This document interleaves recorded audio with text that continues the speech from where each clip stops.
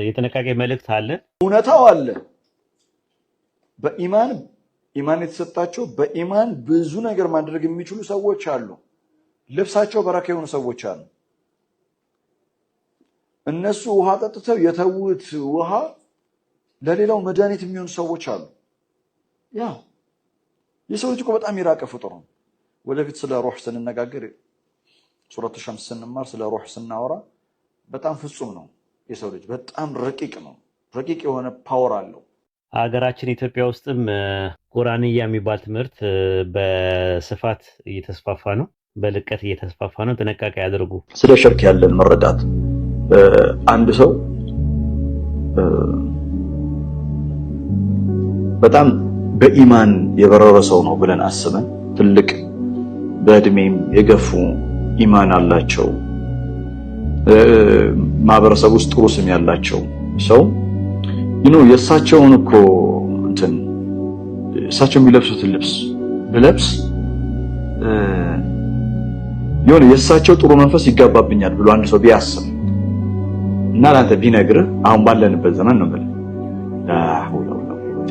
አይደል? ግን ስህተት ነው። ከቁርአን ማስረጃ ሰጣችሁ እና ሽርክ እያስተማርኳችሁ አይደለም።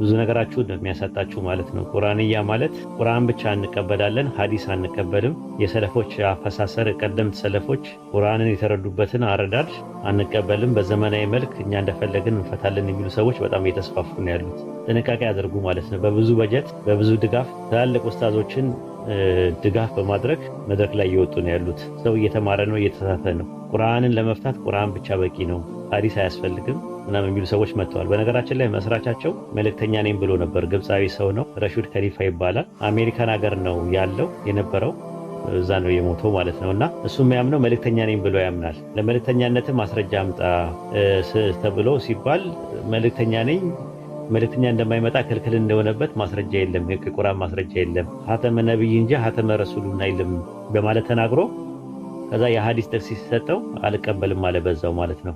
ረሱል ሰለላሁ ዐለይሂ ወሰለም በኋላ ነብይም መልእክተኛም እንደማይመጣ ከመጡ 30 ደጃሎች እኔ የአላህ መልእክተኛ ነኝ የአላህ ነብይ ነኝ ብሎ ይመጣሉ፣ ጥንቃቄ አድርጉ ብሎ የተናገሩበትን ሐዲስ ሪጀክት ከማድረግ አንፃር ሙሉ ሐዲስን ሪጀክት አደረገው ማለት ነው። እና አሁን ምንድነው በስፋትና በልቀት ሰዎች ትላልቅ መድረክ ተሰጥቷቸው ትላልቅ እንትኖች ተሰጥቷቸው ፈሳድ በየመስጊዱ እየተሰራጨ ነው ያለው። ስለዚህ ጥንቃቄ አድርጉ። በቃ አለቀ። መጨረሻው ዘመን ላይ ነን ያለነው።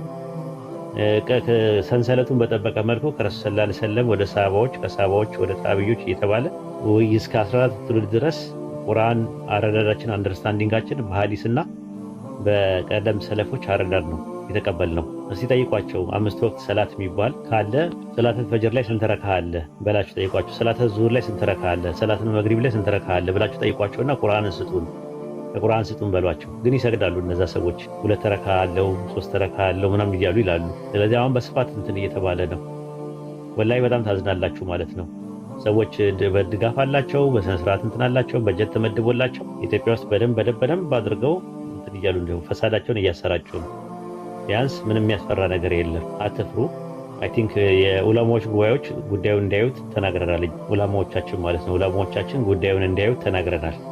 ትላልቅ መሻይኮች ማለት ነው። ትላልቅ እንትኖች ነግረናቸው ጉባኤ አድርገው ልጁን ጠርተውት እንዲያናግሩት እንፈልጋለን እኛ። አይ ቲንክ